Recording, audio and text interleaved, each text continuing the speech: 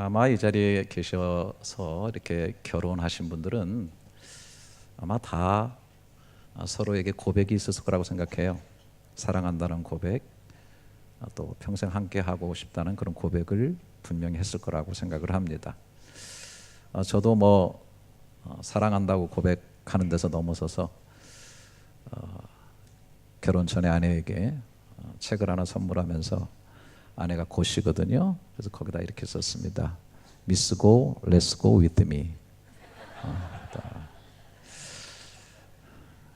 그래서 I wanna go with you, 딱 이렇게 반응이 올 줄 알았는데 반응이 없어요.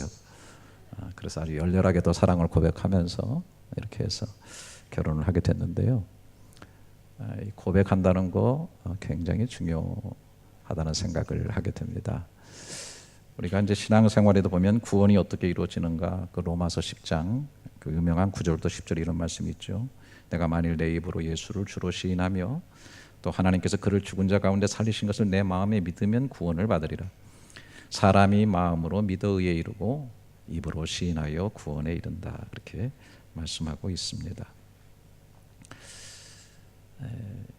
마음이 고백으로 나오고 또 고백을 하게 될 때 그 마음이 또 단단해지고, 그리고 그렇게 고백할 때 우리의 삶 가운데 그것이 이루어진다고 하는 확신을 갖게 되는 거라고 생각합니다.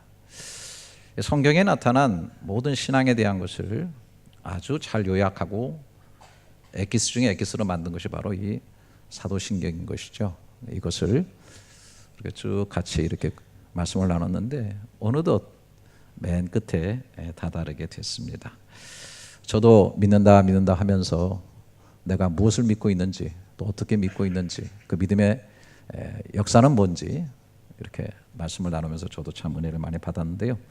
오늘 마지막 부분에 큰 은혜가 될 수 있기를 바랍니다. 이 마지막 부분은 죄를 용서받는 것과 몸의 부활과 영생을 믿습니다. 이렇게 되어 있어요.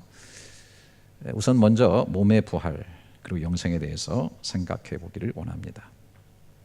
우리는 부활을 단순히 죽었다가 다시 사는 것으로 생각하지만 그렇지는 않습니다. 육체가 죽었다가 동일한 육체로 다시 살아나는 것을 우리는 부활이라 하지 않고 소생했다, 그렇게 얘기를 합니다. 그래서 예수님께서 나타난 치유 기적 중에서 나사로, 또 회당장의 딸, 그리고 나인성 과부의 아들을 살리신 것은 소생시키신 것이죠. 이 과거부터 이 부활에 대한 두 가지 견해가 있는데, 그 첫 번째 것이 바로 이런 거예요. 육신으로 다시 살아나는 소생적인 부활을 말하는 것입니다. 그래서 어렴풋이 이런 것을 믿고 있었던 이집트 사람들 같은 경우에는 이제 미이라를 만들어 가지고 잘 이렇게 보관함으로써 다시 소생하는 삶을 기대한 것이라고 보게 됩니다. 그러나 부활이라고 하는 것은 육체가 이 죽음 단계를 거치면서 새로운 몸으로 살아난 것을 말하는 거예요. 그대로의 살아남이 아니라 좀 더 다른 차원의 몸으로 살아나는 것을 부활이다, 그렇게 얘기를 합니다. 또 하나의 부활의 잘못된 것은 영혼이 살아난다는 것이죠. 영혼의 부활을 말하는 사람도 있습니다. 이것은 소위 영혼 불멸설에 기초하고 있습니다. 육신은 없어져도 영혼이 멸하지 않는다는 것이죠. 헬라 철학에 따르면은 영혼은 저 이데아에서부터 와가지고 인간의 몸에 잠시 거주하다가 인간이 죽으면 다시 저 이데아로 간다는 것이죠. 그래서 인간의 몸은 영혼을 가두는 감옥이다, 그렇게 생각을 했습니다. 죽음이라고 하는 것은 우리 영혼이 이 감옥으로부터 해방되고 자유롭게 되는 것이다. 그래서 영과 몸을 소위 이원론적 듀얼리즘으로 이렇게 보는 경향입니다. 사실 초대교회의 성도들이 여기에 이 철학의 영향을 많이 받았거든요. 그래서 생긴 이단이 있습니다. 그걸 우리는 영지주의라고 해요. 나스틱시즘이라고 그렇게 얘기를 하는데요. 영으로 구원받았으면 된 거다. 영이 불멸하기 때문에. 육신은 그냥 막말로 어떻게 돼도 상관없다, 그런 거죠. 영은 선한 것이고 육은 원래 악한 것이다. 그러다 보니까 예수님도 육체로 온 게 아니다. 영적인 존재로 이 땅에 온 것이다, 그렇게 얘기를 합니다. 하도 이 교회 안에 심각하게 이 문제가 퍼져 있기 때문에 벌써 성경에 쓰여질 때 그 요한이 이 문제를 아주 강하게 다뤘습니다. 요한이서 1장 7절에 이렇게 말했습니다. 미혹하는 자가 세상에 많이 나왔나니 이는 예수 그리스도께서 육체로 오심을 부인하는 자라. 이런 자가 미혹하는 자요 적그리스도다 그랬습니다. 우리 기독교는 영과 육을 완전히 분리하지 않아요. 사실은 인격체로 같이 가는 것이다. 그래서 우리가 고백할 때 오늘 어떻게 하죠? 몸의 부활을 믿는 것입니다. 왜 우리가 몸의 부활을 믿는가? 성경 속에 있기 때문에 그래요. 특별히 오늘 본문의 말씀 속에 있어요. 오늘 본문은 그 유명한 부활장입니다. 당시 고린도 교회들도 이 헬라 철학에 많이 물들어 있을 것이고, 특별히 여러분이 아시는 것처럼 이 고린도 교회는 성령의 은사가 굉장히 강하게 나타난 그런 교회입니다. 굉장히 영적이었어요. 너무 성령의 은사가 강하다 보니까 교회 안에 무질서함이 나타날 정도로 강력한 성령의 은사로 말미암아서 교회가 혼란스럽게 되는 정도까지 이르게 된 것입니다. 자, 이들에게 있어서 몸이 부활한다, 이런 문제는 굉장히 받아들이기 어려운 그런 문제였습니다.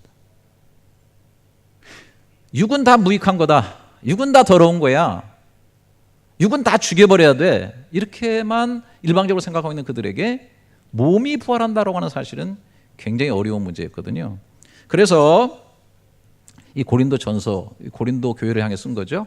15장 그 부활장을 얘기하면서 오늘 35절 이렇게 시작됩니다. 누가 묻기를 죽은 자들이 어떻게 다시 살아나며 어떠한 몸으로 오느냐 하리니, 그들 속에 이런 말이 있었던 거예요. 예? 죽은 자가 도대체 어떻게 살아나?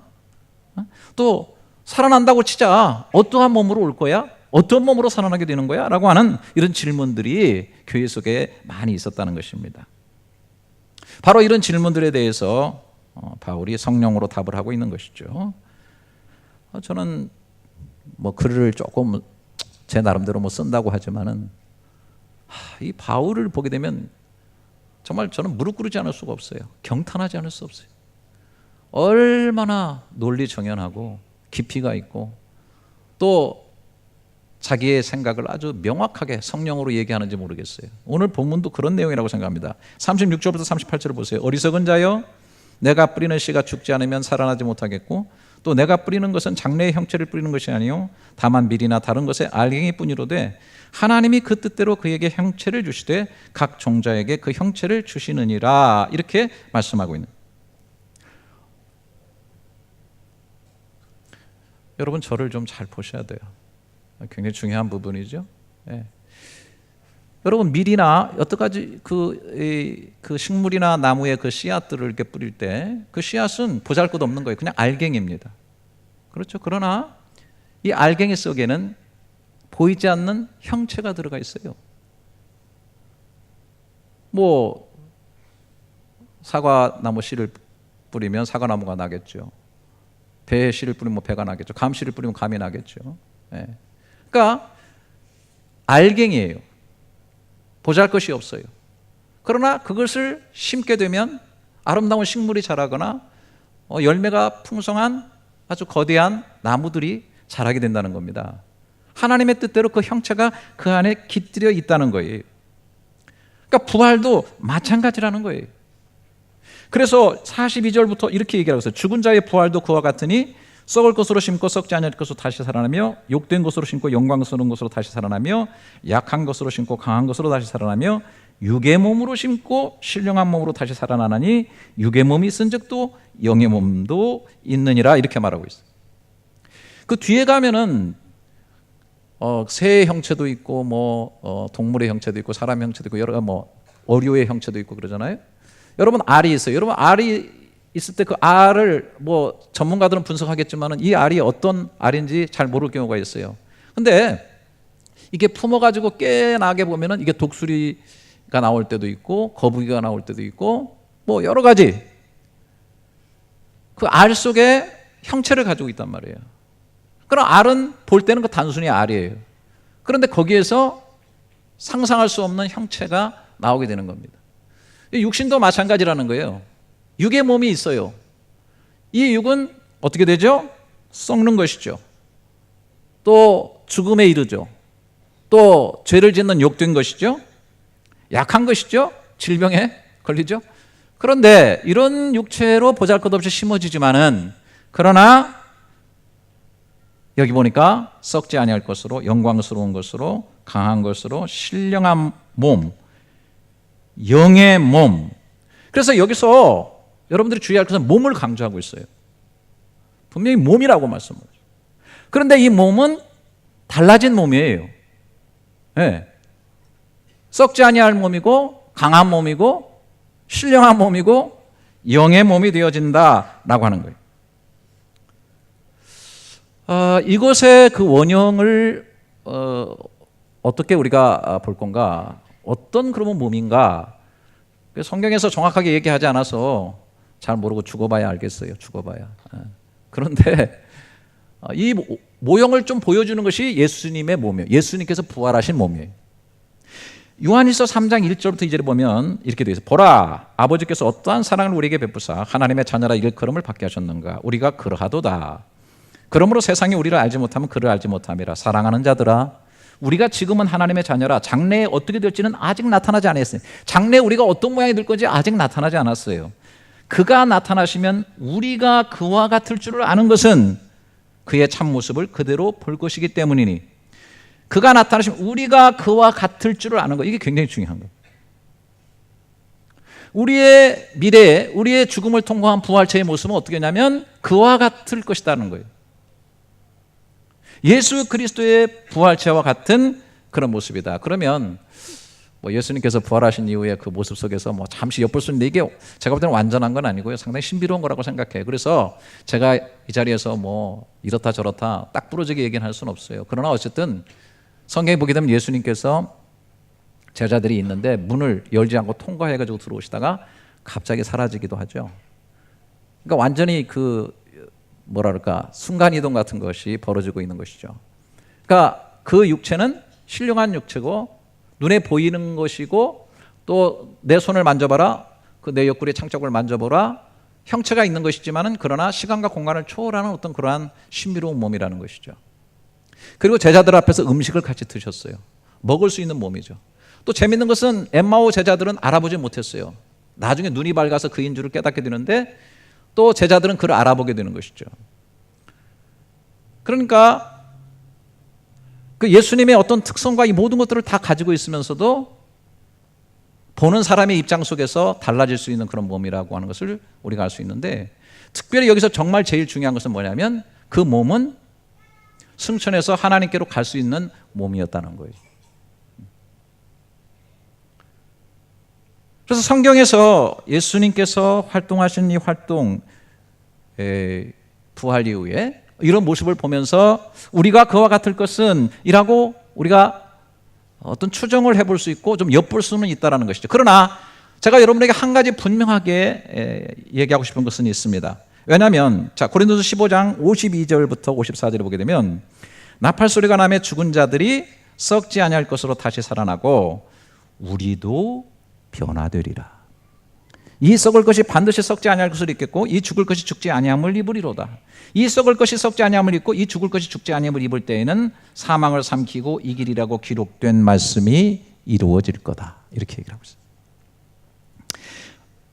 우리도 변화되리라. 그럼 결국은 뭐냐면 부활체로 변화된다는 거예요. 예수님처럼 변화된다는 거예요. 왜 예수님처럼 변화되느냐? 우리도 그와 같을 것이라고 말씀하셨을 뿐 아니라 오늘 여기 고린도서 15장 20절에 보게 되면, 그러나 이제 그리스도께서 죽은 자들 가운데 다시 살아나사 잠자는 자들의 첫 열매가 되셨도다라고 얘기를 하고 있어요. 그러니까 성경에는 잠잔다 그렇게 표현하고 있고, 첫 열매가 되어주는 그 폼을 통해 가지고 그 다음에 열매들이 부활체로 무수하게 일어날 것을 얘기해 주고 있는 겁니다.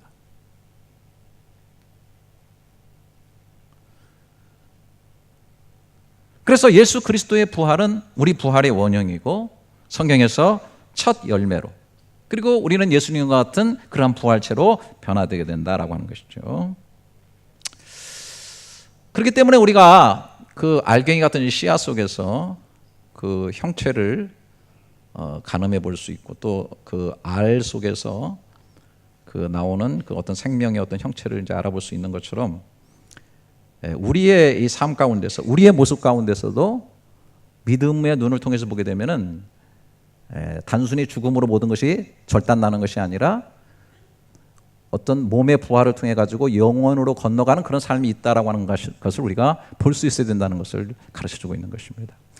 항상 이 부활에 되면 제가 얘기를 좀 많이 하는데, 오늘은 좀 영상으로 한번 그걸 봤으면 좋겠는데요. 이 영상 한번 보면 어떨까 생각이 드네요. 틀어줄 수 있는지 모르겠네요. 네. 준비됐나요? 네.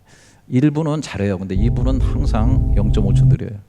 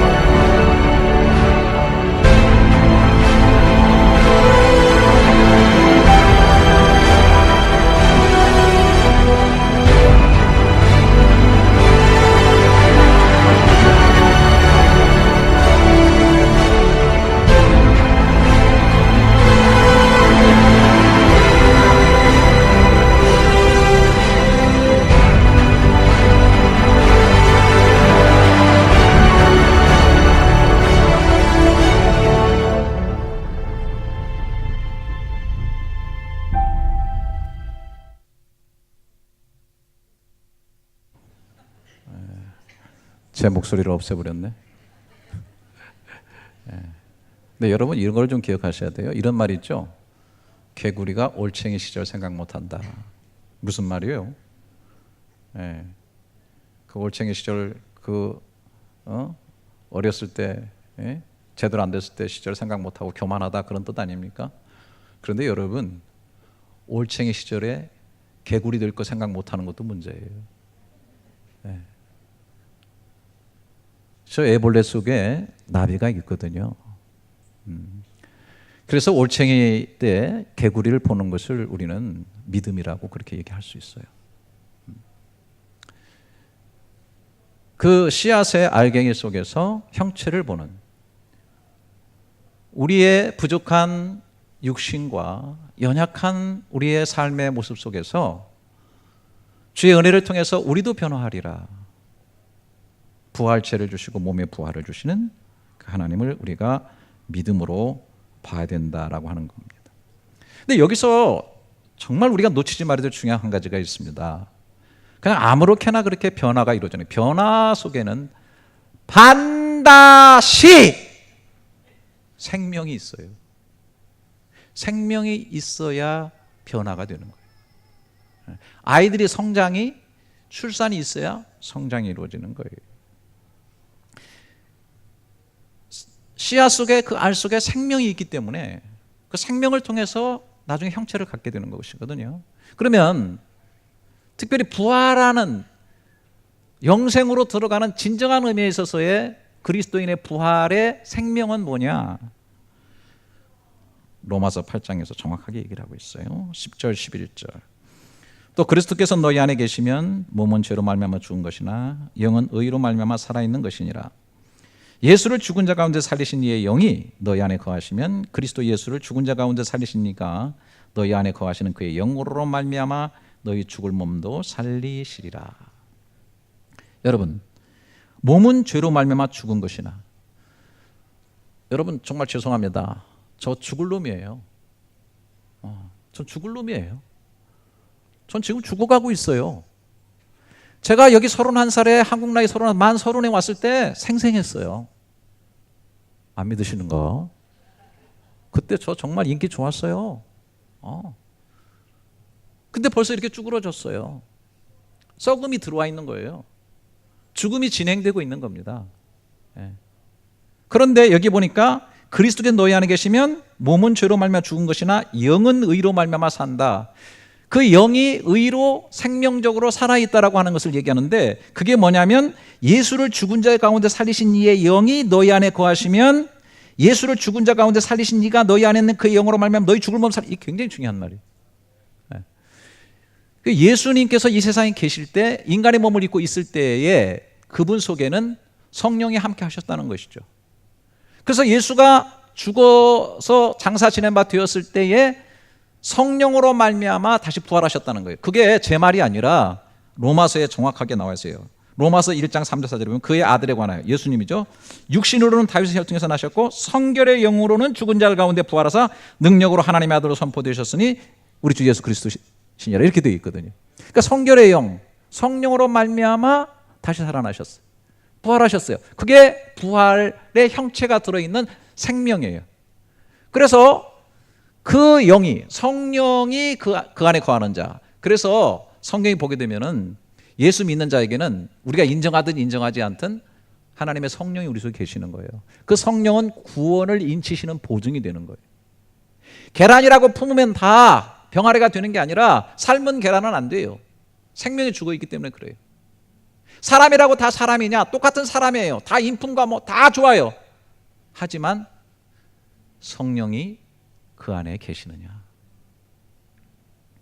그리스도를 죽은 자 가운데서 살리신 그 영이 우리 속에 거하실 때, 그 영으로 말미암아 우리가 너희 죽을 몸도 살리리라고, 몸에 대해서 정확하게 얘기를 하고 있어요. 이 말씀은 예수님께서 니고데모라고 하는 그 유명한 정치인하고 얘기할 때 요한복음 3장에서 뭐라고 그랬어요? 5절에 대답하시되 진실로 진실로 추러리 추러리 아멘 아멘 내게 이르노니 사람이 물과 성령으로 나지 않으면 하나님의 나라에 들어갈 수 없다. 그래서 부활은 성령으로 말미암는, 성령으로 인한 영의 의로 말미암아 살아나게 될 때 몸의 부활이 이루어지게 된다. 그 성령의 생명 속에 부활의 형체가 들어있다라고 얘기할 수 있는 거예요. 그리고 우리는 몸의 부활과 영생을 믿습니다라고 얘기하는 거예요. 그래서 몸의 부활이 있으면서 영생으로 들어가게 되는데, 사실은 이거 엄밀히 말하면 영생이라고 하는 그 말 자체가, 영혼이라는 게 여러분 뭐예요? 영혼은 시간의 길이인가요? 깊이 생각을 해봐야 돼요. 시간의 개념 속에서도. 그거는 무시간대를 말하는 거예요. 늘 말씀드리죠. 시간이 창조된 거예요.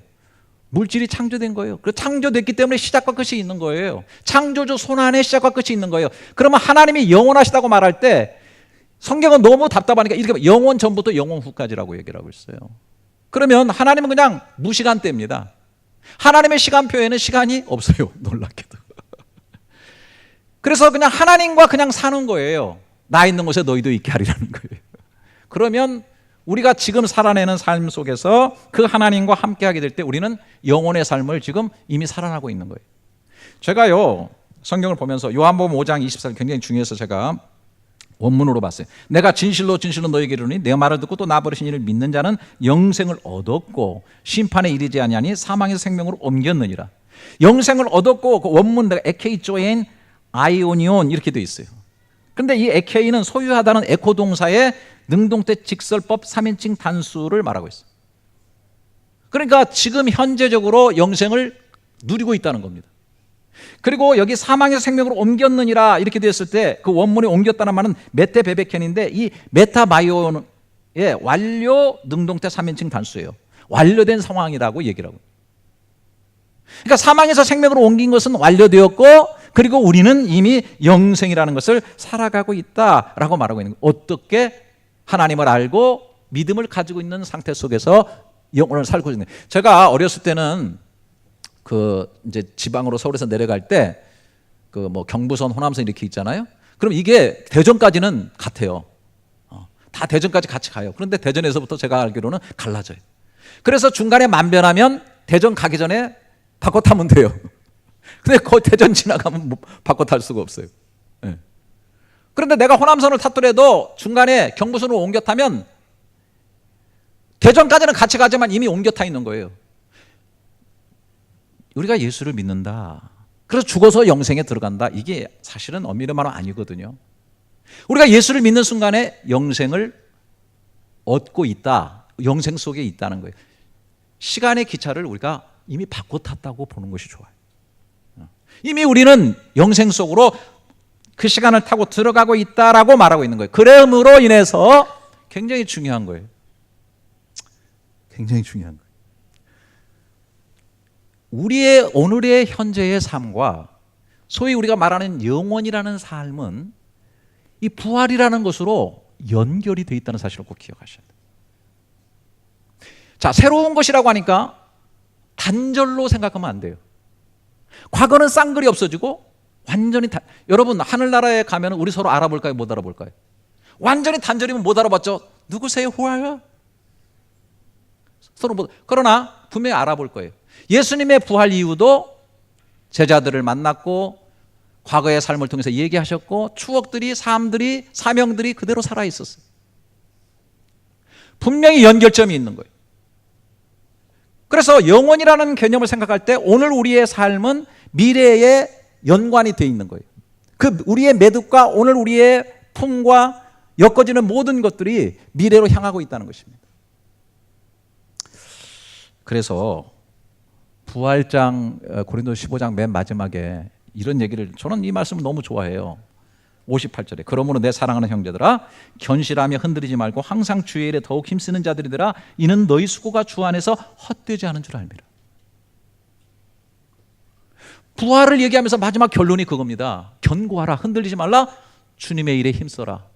왜? 너희 수고가 주 안에서 헛되지 않는다. 헛되지 않는다는 건 뭐냐면 가고 있다는 거예요. 영혼을 향해서 가고 있다는 거예요. 여러분 말레이시아의 삶을 잘 살아봤어요? 좋은 친구들 사귀었어요? 이게 끝납니까? 한국 가서도 연결돼요. 제가 88년대 와가지고 89년, 90년 그때 당시 신앙생활 했던 분들이 지금 모여서 거의 한 달에 한 번씩 모이는, 제가 그 모임에도 제가 갔었어요. 벌써 30년 됐는데 그 모임을 하고 있어요. 여러분들이 가서 하면은 뭐 개인적으로 만나든 뭐 하든 다 말레이시아 추억을 가지고 있을 겁니다. 얘기할 겁니다. 아유, 우리 예배 드릴 때 김기영 목사, 아유, 그 사람, 아유, 왜 밑도 끝도 없이 소리 질러? 그래도 우리가 걱정 안 하지. 그 사람은 소리 지르면 번개치고 벼락치고 난 다음에 비 오듯이 곧 끝날 것이니까.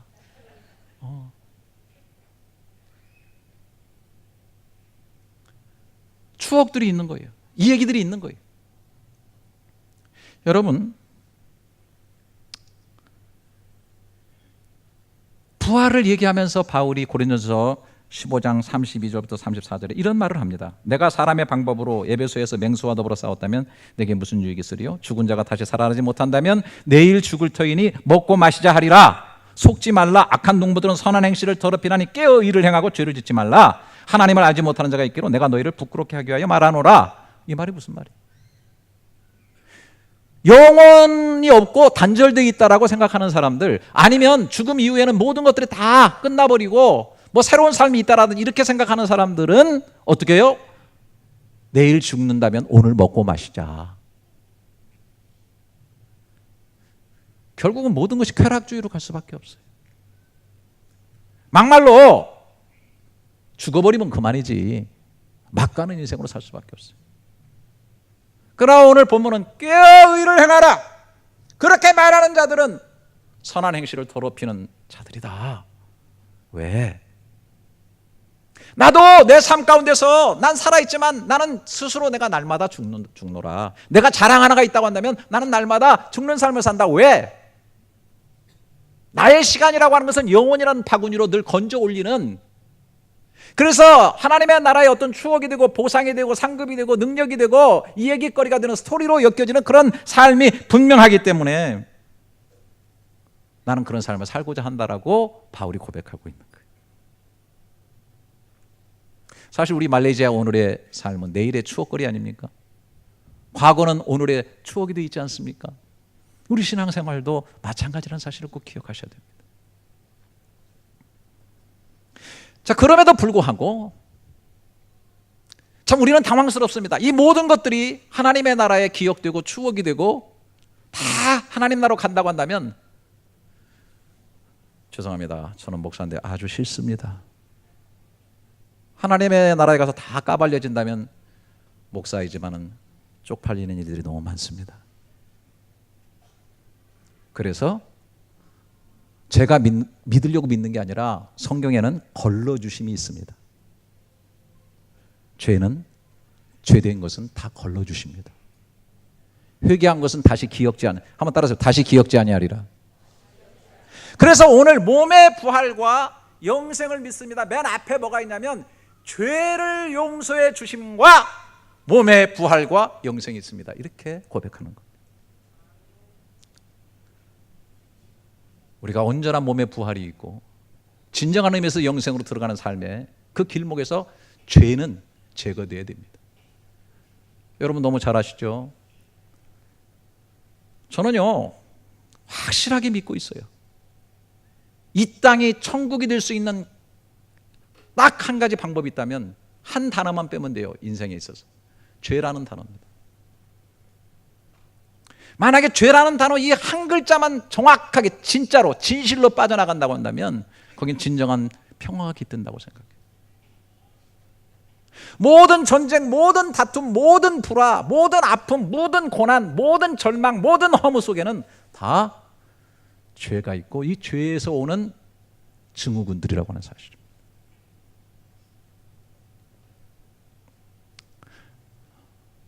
남북 관계도 잘 되고 북한과 미국 관계도 잘 되기를 원합니다. 그런데 여러분 보이시죠? 죄가 잘 보입니다. 네? 하여튼 북한은 생떼를 쓰고 벼랑 끝 전술로 늘 연명해 왔는데 이번에 임자 만난 거니? 더 한술 더 뜨는 트럼프를 만났어요. 트럼프는 트럼프를 많이 쳐가지고 아주 도박을 잘하는 것 같아요. 중국이 껴들고 있어요. 아베가 껴듭니다. 저는요 죄송합니다만 시진핑 같은 경우는 10년 내지 20년 엎드려 있어야 할 사람이라고 생각합니다. 제가 보는 견해는 그렇습니다. 벌써 그렇게 나서고 황제도름 할 때가 아닙니다. 그 나라를 깊이 봐도 아직은 그럴 때가 아닙니다.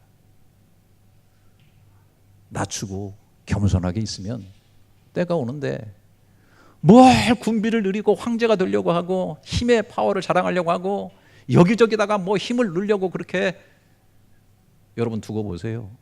굉장히 어려움을 겪을 겁니다. 언제부터 선교사들 그렇게 다 명단 적어가지고 샅샅이 다 내쫓고 벌써 그럴 때 아니거든요. 죄의 뿌리는 교만에 있습니다. 죄를 용서하시는 하나님의 죄를 걸러주심이 있다고 하는 사실, 죄의 걸러주심이 있기에 죄를 가지고는 하나님의 나라에 들어가도 살 수가 없어요. 부끄러워서.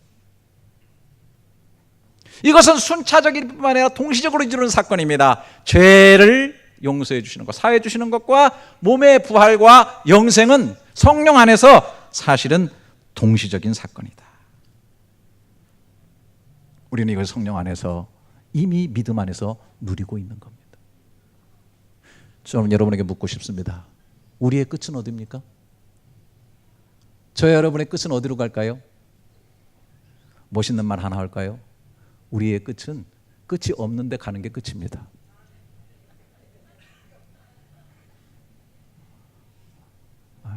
시작과 끝은 하나님이 만들어 놓으신 거예요.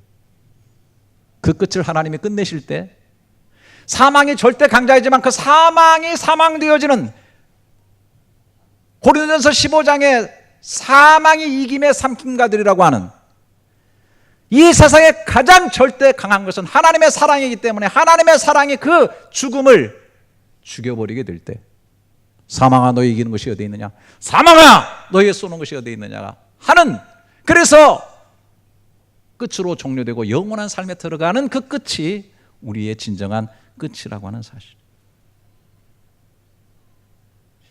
여러분, 신앙 고백 한번 다시 따라서 해보시기 바랍니다. 내가 믿습니다.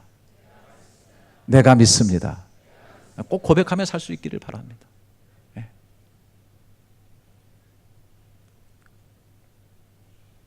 이 고백을 다음 세대에도 물려줬으면 좋겠어요. 그래서 우리가 사도신경이랑 틀이 있는 게 매우 중요합니다. 요즘 사도신경을 공략하는 사람들이 있어요. 저는 정말 결세 반대입니다. 우리가 끊임없이 되뇌지만 되뇌는 것을 각인하고, 엄마 아빠 뭘 믿으세요? 교회 뭘 믿으세요? 열린연합교회는 뭘 믿죠? 그러면 우리 목사님이 믿는 것을 믿습니다.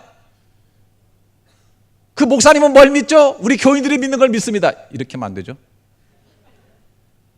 정확하게 사도신경의 내용을 가지고 정확하게 우리가 뭘 믿고 있습니까? 그리고 이것을 정확하게 교육을 해서 다음 세대에 믿음의 유산으로 물려줘야 돼. 뿐만 아니라 이걸 가지고 바로미터로 해서 이단과 잘못된 사상을 분별해내 가지고 경계를 삼아야 돼. 뿐만 아니라 흐트러질 수가 있고 희미해질 수가 있고 무너질 수가 있고 곁게로 갈 수가 있고 타락할 수 있는 나의 믿음을 견고하게 잘 세워야 된다라고 하는 것입니다. 다시 한번 읽습니다. 로마서 10장 8절부터 마지막으로 들려드리고 싶어요. 그러면 무엇을 말하느냐? 말씀이 내게 가까워 내 입에 있으며 내 마음에 있다 하였으니 곧 우리가 전파하는 믿음의 말씀이니라. 내가 만일 내 입으로 예수를 주로 시인하며 또 하나님께서 그를 죽은 자 가운데 살리신 것을 내 마음에 믿으면 구원을 받으리라. 사람이 마음으로 믿어 의에 이르고 입으로 시인하여 구원에 이르느니라.